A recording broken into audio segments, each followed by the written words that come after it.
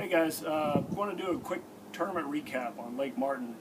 First tournament of the year for the Elite Series. Never been to the lake before, but it kind of reminded me of a home lake called Nascimento. Spotted bass, largemouth.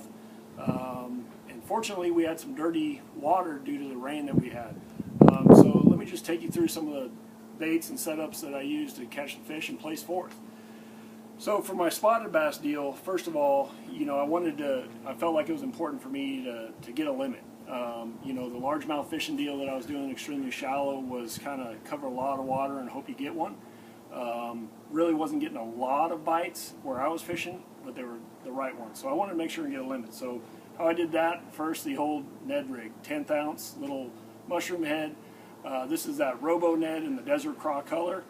Shimano Conquest 842, man, that's a really nice spinning rod. Super light, super sensitive, and that's that new Exsence Spinning Reel. And I rigged that with 10-pound SX1 braided line to a 8-pound shooter leader. And the reason I got away with shooter, I was fishing a little dingier water for those spotted bass, so it really didn't matter, I feel. And then also, throughout the tournament, it kind of progressed where I was seeing them on my Panoptics unit. I'd see like bait and fish out there, which was really important. And so I got onto a little swim bait deal. I had two swim baits. This one here is a 3/16 ounce little ball head with a 3.3 Kitech, 892 GLX rod with a Metanium HG. And I'd just bomb that out there depending on the depth. If they were a little shallower, I threw the 3/16. If not, I went to the quarter on a 893 NRX rod with the same Metanium HG. Like I said, quarter-ounce jig head. And then I upsized my bait a little bit. That's the Jackall 3.8 Rhythm Wave Prism Shad color. And just kind of bombed it out there. And like I said, that Panoptics on the Garmin unit was really key because I'd pan out there and I'd see them. They'd move around kind of like stripers or white bass. And I was always, in where they were feeding. So that was really cool. That is, both those setups, I had 10-pound Sniper Sunline and never had an issue, the line never fails me. And then after that, looking at the lake visually, I really wanted to flip a jig, throw a spinner bait. I just couldn't get that going.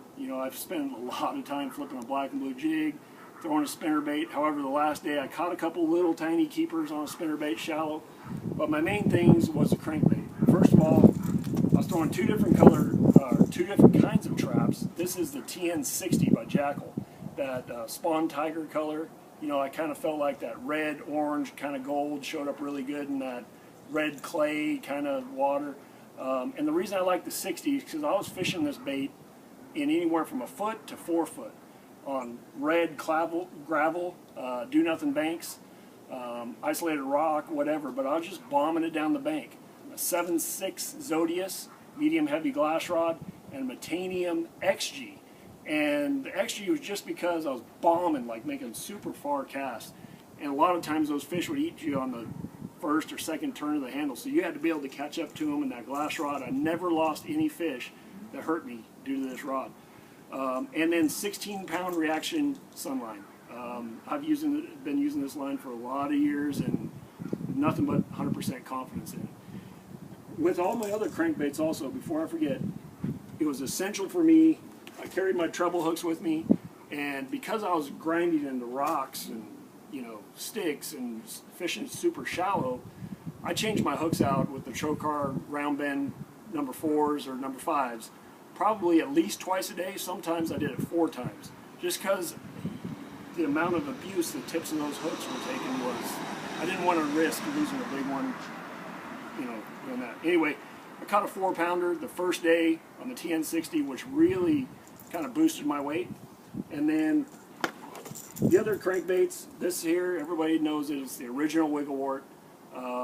It's a custom painted color that I got from a guy in Arkansas. And I don't know what exactly it looked like. Kind of like a molten craw, but I've caught a lot of bass on that. I caught a 4.3 spotted bass on this day 2. So obviously that helped my bag. This here is 12-pound Reaction Sunline. Just a regular Metanium MGL. And then I'm throwing the 893 GLX rod. And the reason for that is because I was fishing around a lot of bigger rocks with this crankbait. And I wanted something with a lot of power because there was a lot of brush piles, and as well as the rocks I'm talking about, I wanted to move those fish away from whatever was down there so I didn't get in trouble. And then, last but not least, you know, everybody's said, man, you went old school and went with the old school speed traps. There they are. These are the original ones from way back in the day, the clear leg Delta days when this bait first came out. This is a Delta Craw. I'm not sure what this one's called, but you can see it's all scarred up, teeth marks. Again, treble hooks, changing them out. Both these I had rigged with 14-pound Reaction Sunline and Metanium HGs. And the reason I did that, I was winding it really, really slow, but once they knew they were hooked, I mean, I had a fish the day 3, I hooked, and it went basically slacklined me all the way to the boat, like 30 feet, 30 feet of line before I could even catch up to it. So I wanted that fast retrieve to be able to catch up with the fish.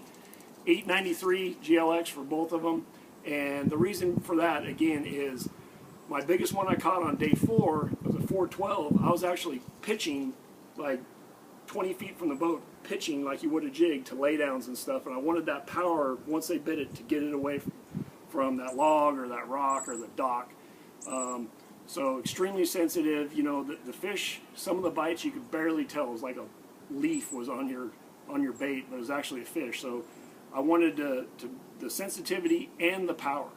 So there's my setups for Lake Martin. I'm looking forward, getting ready to the Sabine. Had a long drive home. Now I got to basically, none of this stuff probably is going to work at the Sabine, so I'm going to spend the next couple, probably weeks, getting ready for the Sabine River. And thanks for watching. Make sure you check out Tackle Warehouse, and a lot of these baits are available there right now.